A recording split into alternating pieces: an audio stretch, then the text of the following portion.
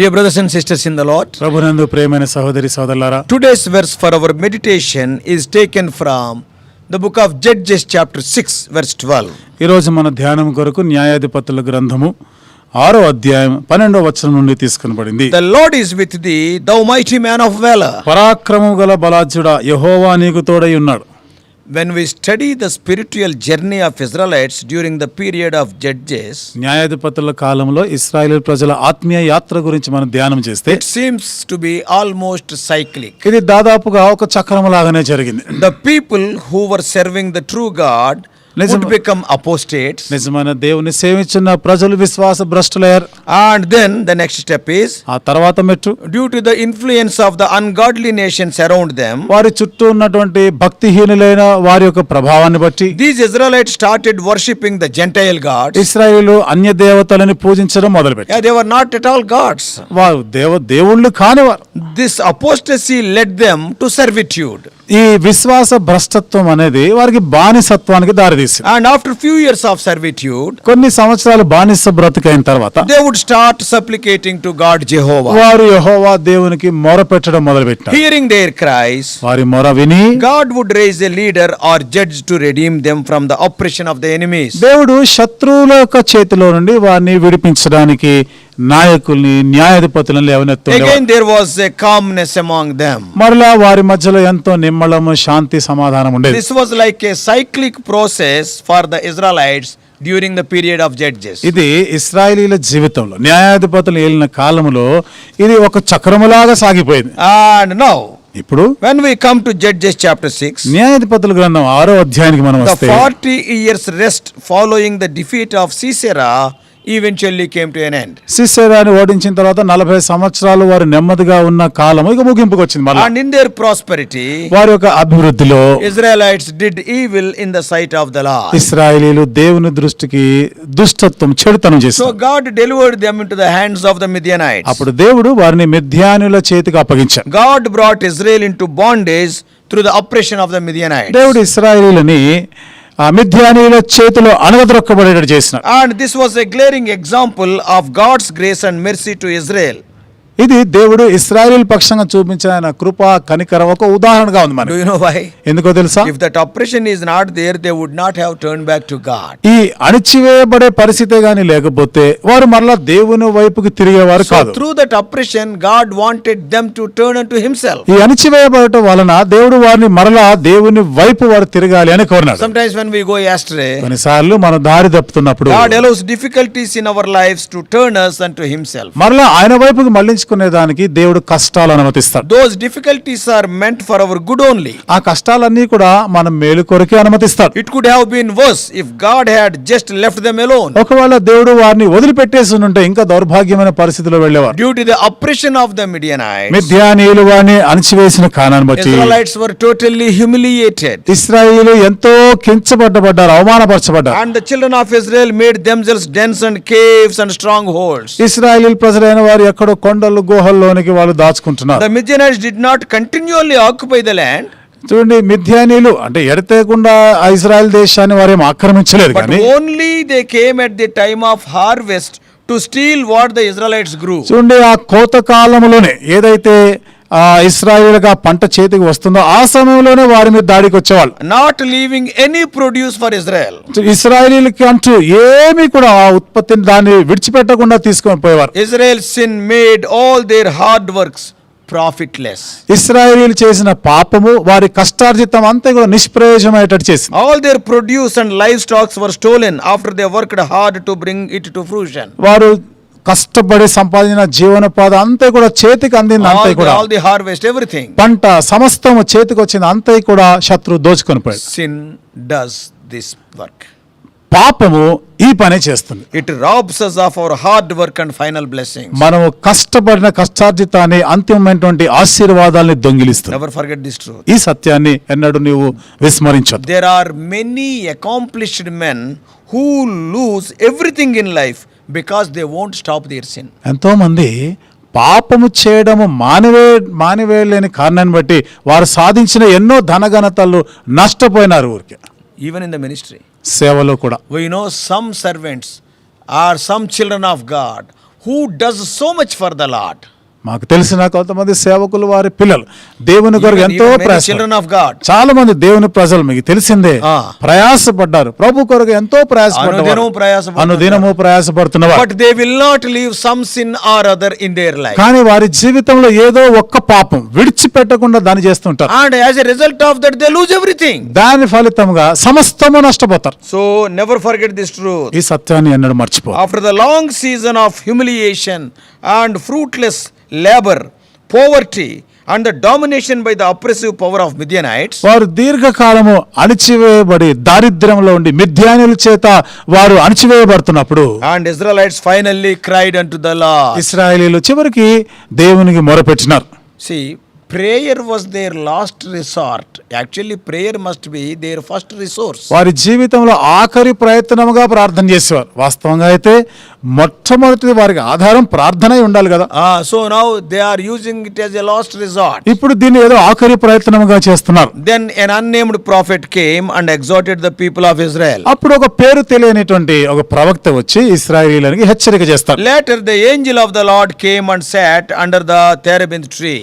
ఆ తర్వాత యెహోవా దూత అక్కడికి వస్తుంది ఆ మస్తకి వృక్షం దగ్గరికి. And when the angel of the Lord appeared to Gideon, దేవదూత గిద్యోనుకు ప్రత్యక్షమై, and we recognize, and even the Bible scholars opine that it was theophany. That means the Old Testament appearance of Jesus Christ in human bodily form. Bible వ్యాఖ్యానకర్తలు చెప్పేది మనకి కూడా గ్రహింపైన ప్రకారం థియోఫెనీ అంటారు. అంటే పాత నిబంధన కాలములో దేవుడు మానవ రూపం ధరించి వచ్చిన వాడుగా. That is before his incarnation in Bethlehem. అంటే బెత్లెహేములో శరీరధారి అయి రాక మునుపు ఉన్నటువంటి. Many times before he came as a babe in Bethlehem, Lord Jesus Christ visited the world on so many occasions. అనేక పర్యాయాలు బెత్లెహేములో పసిబాలుడుగా రాకముందు పాత నిబంధనల కాలంలో అనేక పర్యాయాలు ఆయన ప్రత్యక్షమయ్యాడు. It may be as the guiding angel to Moses and the Israelites in the wilderness. అరణ్యంలో మోషే ఇశ్రాయేలు ప్రజలను నడిపించే ఒక దూతగానే వచ్చుంటాడు. Maybe in the form of the Son of God when the Shadrach, Meshach, Abednego were in that fiery furnace. Shadrach Meshach అబేద్నెగోలు మండుచున్న వేడిమి గల అగ్నిగుండంలో ఉన్నప్పుడు దేవుని కుమారుడుగా అక్కడ ప్రత్యక్షమయ్యాడు. Or as the captain of the hosts of the Lord who appeared unto Joshua when he was looking at the walls of Jericho. యెహోషువ యెరికో ప్రాకారాల దగ్గర సంచరిస్తూ ఉండగా అక్కడ దేవుని సేనాధిపతిగా అక్కడ కనిపించాడు. So at that moment Gideon was threshing wheat by the wine press. అయితే ఆ సమయంలో గిద్యోను మరి గానుగ చాటున ఉండి గోధుమలను దులగొడతా ఉన్నాడు. This was both difficult and humiliating. ఇది ఎంతో కష్టమైనటువంటిది, వారిని ఎంతో అవమానపరిచినటువంటి పరిస్థితి. See here I want you to understand one thing. ఇక్కడ ఒక విషయాన్ని మీరు గ్రహించాలని కోరుతున్నాను. Wheat was threshed in open spaces. గోధుమలు అనేవి మైదాన ప్రాంతంలో దుల్లగొడతారు. Generally in elevated places. సాధారణంగా ఎత్తైన ప్రాంతాలలో ఆ పని చేస్తారు. Because when they are threshing, what happens is the breeze could blow away the chaff. ఎందుకంటే గోధుమలు దుల్లగొడుతూ ఉండగా ఆ పొట్టు ఏదైతే వస్తుందో గాలి వీచినప్పుడు పొట్టు ఎగిరిపోయేటట్టు ఉంటుంది. They will be winnowing. తూర్పారపడుతూ ఉంటారు. And at that time all the chaff will be blown away by the air. అప్పుడు ఆ గాలి చేత ఈ పొట్టు అంతా కూడా ఎగిరిపోతుంది. But what about a wine press? అయితే గానుగ సంగతి ఏమిటి? It is not in an elevated place. ఈ గానుగ అనేది ఎత్తైన ప్రాంతాల్లో ఉండేది కాదు. It may be in a sunken place, isn't it? At a lower level. ఈ ఎక్కడో లోయ లాంటి ప్రాంతంలో కింది దిగువ భాగంలో కూడా ఉంటుంది. So wheat was not normally threshed in a sunken place like a wine press. కాబట్టి సాధారణంగా గోధుమలు దుల్లగొట్టే పని దిగువ స్థాయిలోనో గానుగ ఉండే ప్రాంతంలో చేయరు. So but what Gideon is doing? అయితే గిద్యోను ఏం చేస్తున్నాడు? Because of the fear of the enemy. శత్రువుల భయాన్ని బట్టి He was threshing the wheat behind a wine press. గానుగ చాటుకొచ్చి గోధుమలు దుల్లగొడుతున్నాడు. I want you to meditate that. ఆ మాట మీరు ధ్యానం చేయాలని కోరుతున్నాను. గానుగ చాటున గోధుమలు దుల్లగొట్టుట, it is something very mysterious. గానుగ చాటున ఉండి గోధుమలు దుల్లగొట్టుట అనేది కొంచెం మర్మయుక్తమైనది. So it is in this situation we see the angel saying to Gideon. ఈ పరిస్థితిలో దేవదూత వచ్చి గిద్యోనుతో చెప్తున్న మాట, The Lord is with thee, O mighty man of valor. పరాక్రమము గల బలాఢ్యుడా యెహోవా నీకు తోడై ఉన్నాడు. This was a strange greeting to Gideon. గిద్యోనుకి ఇది ఎంతో చాలా వింతైనటువంటి శుభవచనాలుగా ఉంది. It did not seem like the Lord was with him.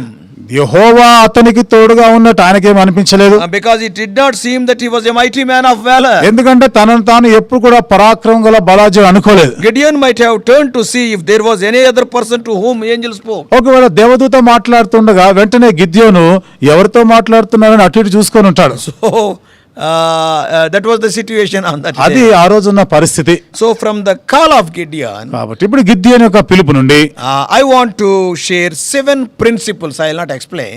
7 నియమాల గురించి నేను ఎక్కువగా వివరించను, మీతో చెప్పాలనుకుంటున్నాను. Yes, 7 important principles. 7 ప్రాముఖ్యమైన నియమాలు. Number 1. మొదటిది, When you worship the gods of your culture, don't be surprised if God gives you over to the oppression of these idols. నీ చుట్టూన ఈ సాంప్రదాయంలో ఉన్నటువంటి ఆ దేవతలను గాని నువ్వు పూజిస్తున్న పరిస్థితుల్లో గాని ఉంటే దేవుడు నిన్ను అనగదొక్కుతున్నాడు, శత్రువులకు అప్పగించే మాటలు ఆశ్చర్యపడే అవసరం లేదు. That is why it is very important to identify the list of idols in your life and leave them. అందుకనే నీ జీవితంలో విగ్రహాలు ఏమో గుర్తుపట్టాలి, వాటిని విడిచిపెట్టాలి. If not, one day they will rule you.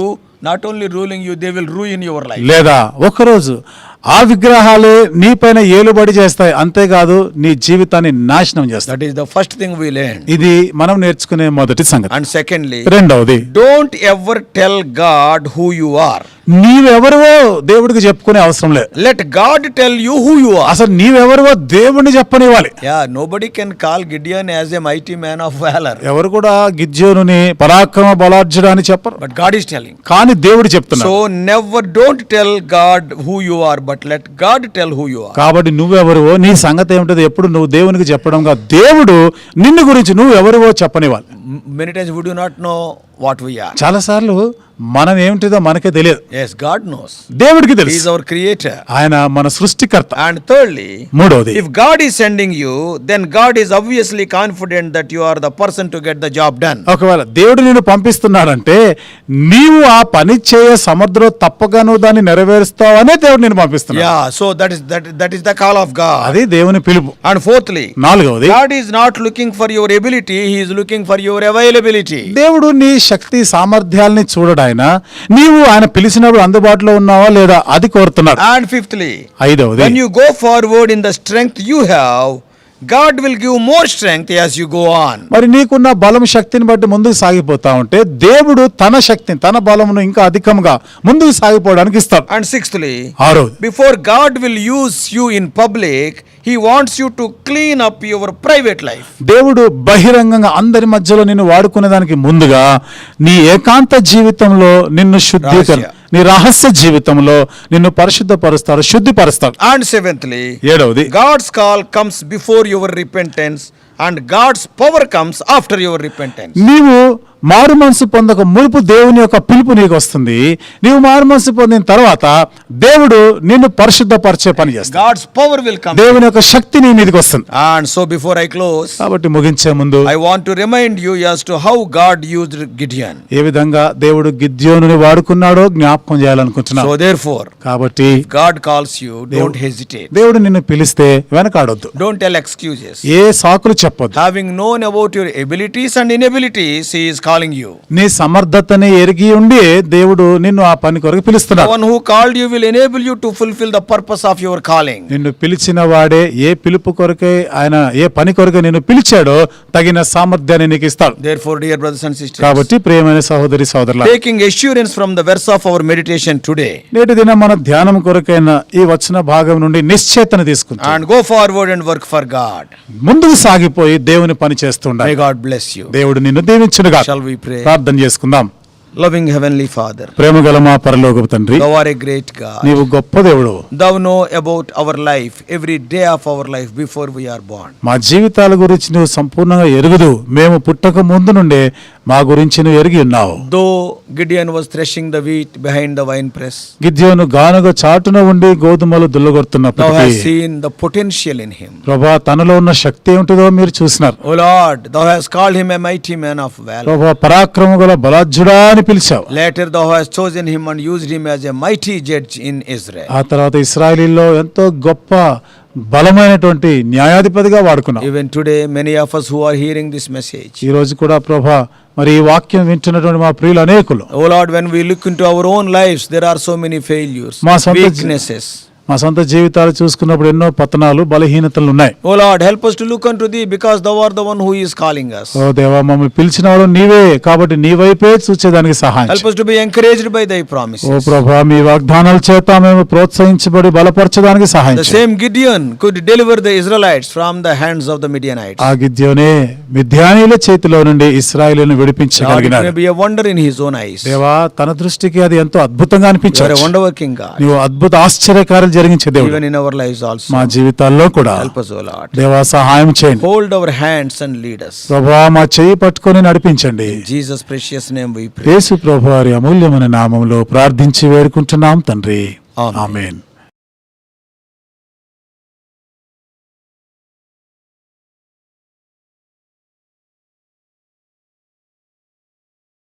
God bless you all. Please subscribe for more spiritual messages on YouTube channel John Victor Hebron.